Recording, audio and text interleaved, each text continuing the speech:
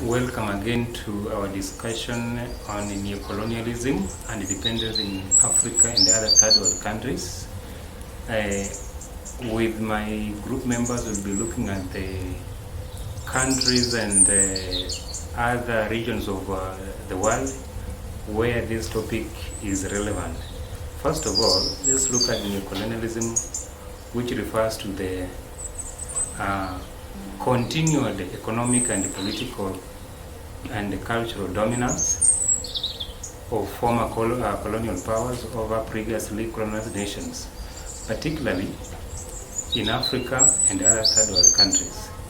Unlike classical colonialism, which involved direct control and territorial occupation, neocolonialism operates through indirect means, and example is such as economic influence, political pressure, and cultural dominance. Many African countries or African and third world nations, despite gaining formal independence, remain dependent on former colonial powers and international institutions, which depend on foreign aid and multinational corporations and unfair trade relations. Neocolonialism perpetuates underdevelopment or encourages underdevelopment, weakens national sovereignty, and limits the ability of these countries to pursue their dependent economic and political understanding. Neocolonialism, according to Nkrumah, Nkrumah, one of the presidents of African nations, means that leading or advocating of African liberations by Nkrumah provided a comprehensive analysis of neocolonialism in his book, Neocolonialism. The last stage of imperialism, which happened in 1965. He argued that even after gaining formal independence, African nations remain economically and politically dependent on the former colonial rulers and Western powers. So some of my friends will be in to give more on this topic as we continue with our discussion. Okay, I'm Sharon Jerop, and I'm going to present on key features of neocolonialism in Nkrumah's view. Point number 1 is economic dependence. We find that Nkrumah argued that former colonies remained economically dependent on their former colonizers. This dependence was maintained through unequal trade agreements. There was foreign investments controlled by multinational corporations and the dominance of Western financial institutions. So we have an example here whereby the African countries often transported or exported these African countries often exported raw materials to Western national at low price, while importing manufactured goods at high prices, creating a cycle of economic disadvantage. As I can explain this is that the African countries, as you know, they are rich in minerals, for example, gold and other minerals. We know that these colonizers who colonized each country in Africa were exploiting and exporting raw materials to their countries, so that when they go there, they make them to be final products and bring back for market to Kenya, or not necessarily Kenya but Africa. Another point is that political influence. So political influence, this is whereby you find that despite gaining formal independence, Nkrumah believed that former colonies were still subject to political influence from their former colonizers. This influence could be exerted through diplomatic pressure, military intervention, and the support of pro-Western political functions with former colonies. So example here that we find is that the United States and other Western powers often intervene in African affairs to support the regimes friendly to their interests. Another point is the cultural domination. We find that according to Nkrumah's point of view, he said that according to Nkrumah, involved the continued dominance of Western culture and values in former colonies. This cultural domination was evident in education system, media and popular culture, which often reinforced Western perspectives and undermined local traditions. So we find here that these people these colonizers from Western part of Europe and from others from USA, they came to Africa to colonize Africa. They brought their cultures, and their culture which was among there was education, which they introduced Western education. They also introduced their language. They changed their language and made English to be the national language. They also changed and brought other things which made the Africans to adopt which made them to adopt and move on in their lives. Another point is that the exploitation of resources.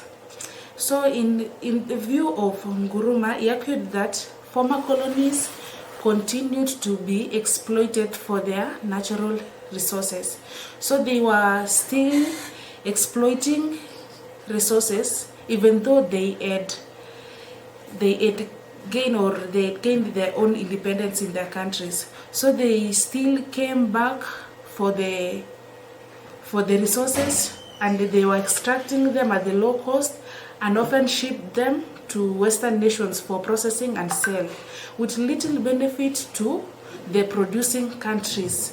For example, the extraction of minerals like diamonds and gold in Africa often resulted in environmental damage and minimal economic benefit for local communities. Here we find the example of Congo, whereby there is this war that is going on there. The problem is that it's because of the minerals that they have. Africans are rich in minerals, but these colonizers, they didn't detach with us fully. They are still colonizing us in form of they want to dominate us in everything that we have as Africans. So the last point is the military dependence, and we find that Nkrumah believed that many former colonies remain dependent on their former colonizers for military equipment and training. This dependence created a vulnerability to Western influence and made it difficult for newly independent countries to pursue truly independent foreign policies. For example, many African countries relied on Western military aid and training, which could be used to pressure them into adopting pro-Western policies. As we know, Western countries plus the USA, they are really equipped in form of military. They have superior equipments. Their soldiers are well trained. So whenever we Africans, we want to have the best of the military, our military, we sometimes or we mostly rely on this European these European countries and USA, so that we can get better training to our soldiers, we get better equipments to use in our countries, and by doing so, we are adopting their policies. We are adopting their policies and doing whatever they want from us. So we find that these all things is what they still depend on Africans, is that they they are still depending on Africans, and that's why we are still have the problem, and we're still but sleeping.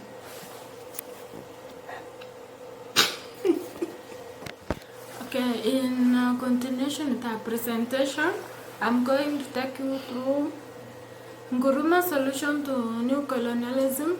I'm Asha Chamtai, and under this, we're going to look at Pan-Africanism, unity. Nguruma emphasized the need for a united Africa to counteract the pervasive influence of new colonial powers. He advocated for a political and economic union of African states to strengthen their collective bargaining power and reducing dependency on former colonial masters. The other point is economic independence.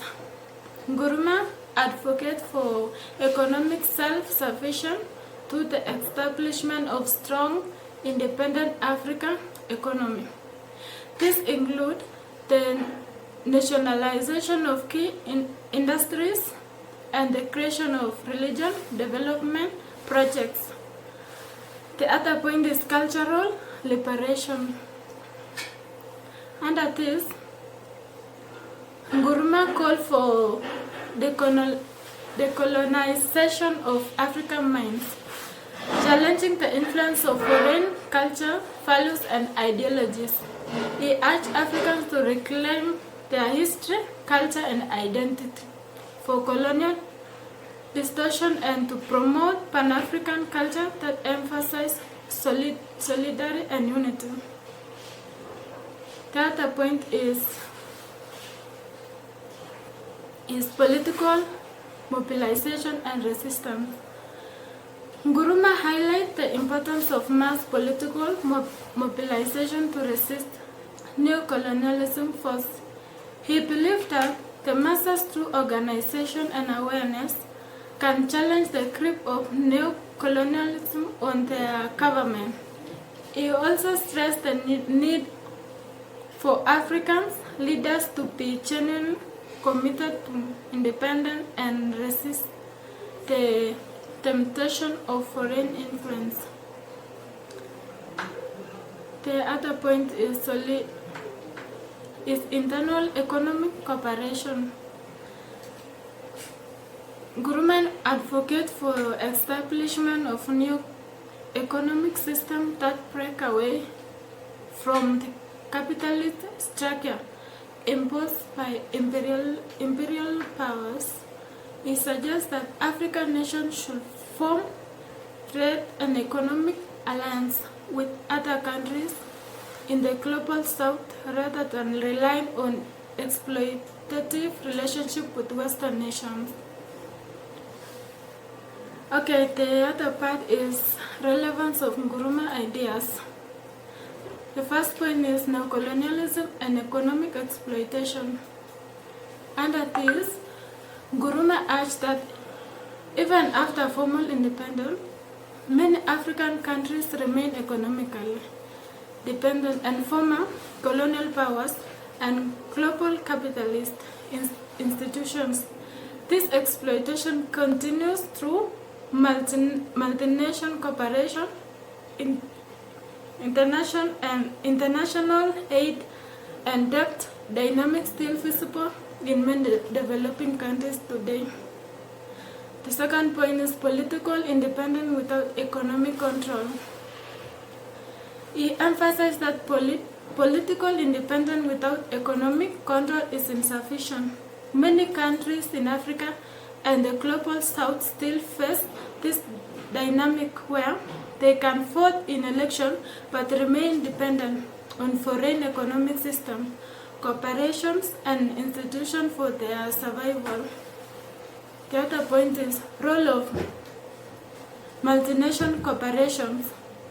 Nguruma highlights how multinational corporations play a key role in sustaining neocolonialism by exploiting local resources and labor. He said that profit to their home countries This is still a pressure issue as multinational companies continue to exert significant power over African economic and natural resources. The last point is Western influence and superpower rivalries. Nkrumah analyzed on how Western powers and superpower like USA and USSR during Cold War use political and economic tools to maintain dominance over newly independent nations is still relevant in today's global order. The influence of this power, alongside China's growing role, continue to shape the developing of Africa.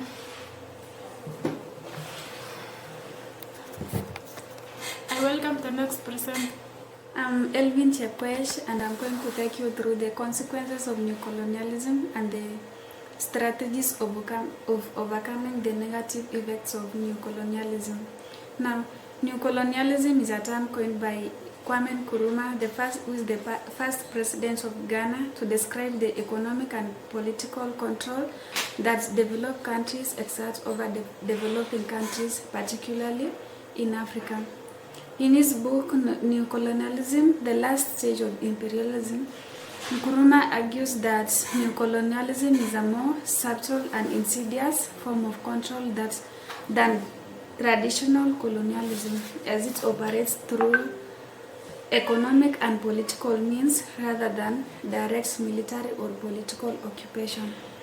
Economically, neocolonialism perpetuates a system of dependency in which African countries are reliant on developed countries for trade, investment, and aid. This dependency makes it difficult for African countries to develop their own economies and to break free from the cycle of poverty. There is also economic exploitation, whereby resources are used for the benefit of the controlling powers, not for the development of the neocolonial state, leading to a greater wealth gap. Politically, neocolonialism undermines the sovereignty of African states and makes it difficult for them to pursue their own interests. Foreign powers often interfere in the domestic affairs of African countries, supporting puppet regimes and destabilizing governments that are seen as unfriendly to their own interests. This interference makes it difficult for African countries to build strong and stable democracies.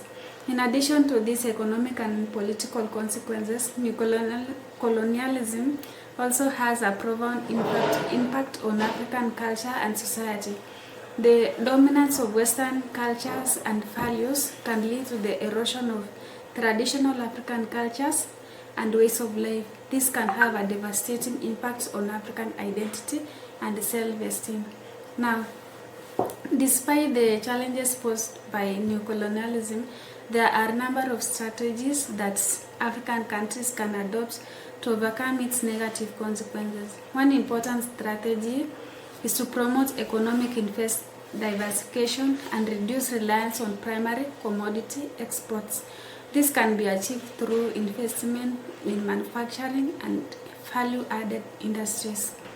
Another important strategy is to strengthen regional integration and cooperation.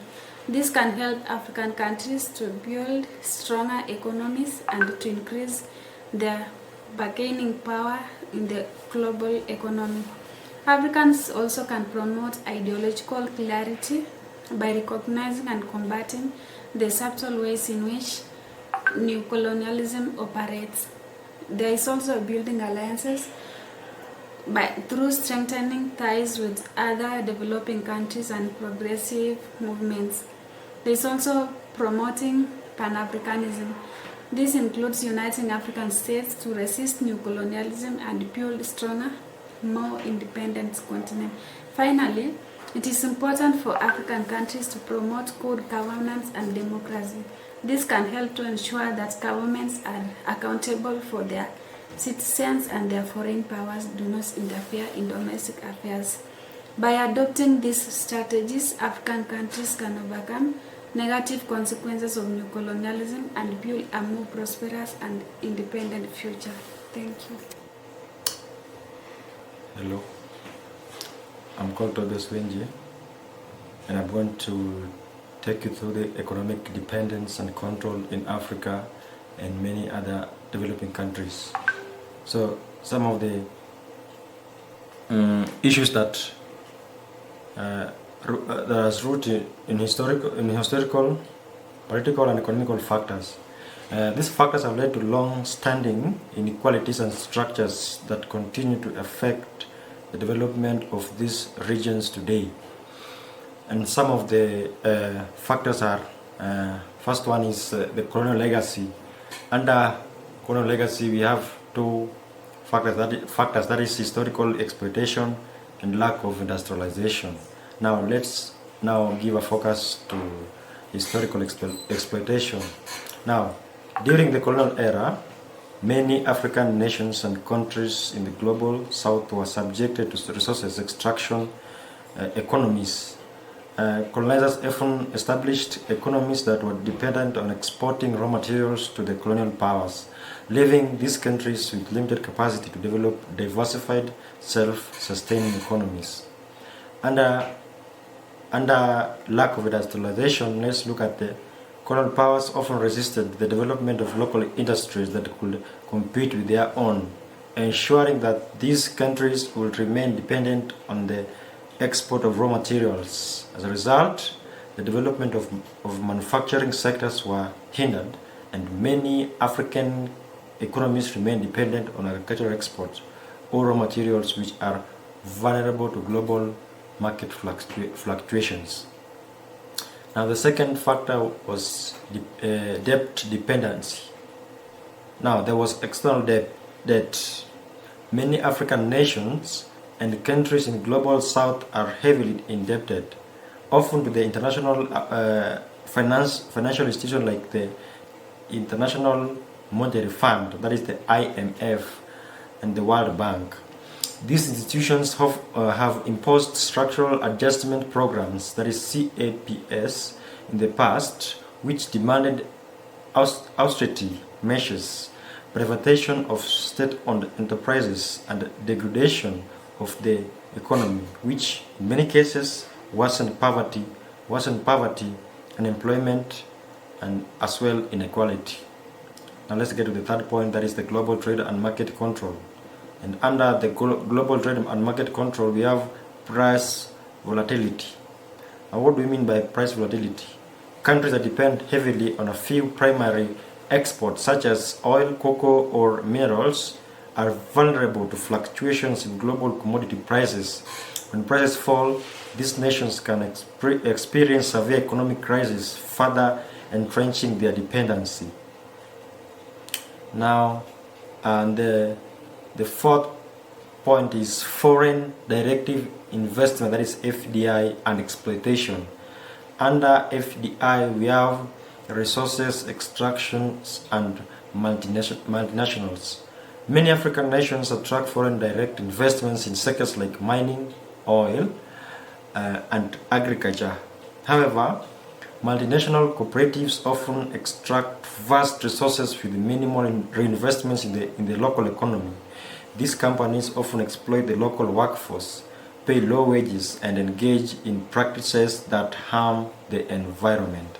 And lastly, we have what is political influence and corruption.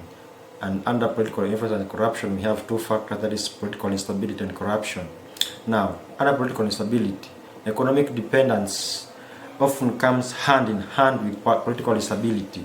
External factors such as former colonial powers, global superpowers, or multinational corporations may intervene politically to maintain control over resources or support regimes that are favorable to their interests, even if these regimes are corrupt or repressive. And under corruption, in many cases, domestic corruption exacerbates economic dependency. Leaders may mismanage resources or align themselves with foreign powers in exchange for personal or political gains, hindering national development and perpetuating cycles of dependency. And that brings me to the end of the presentation. Thank you.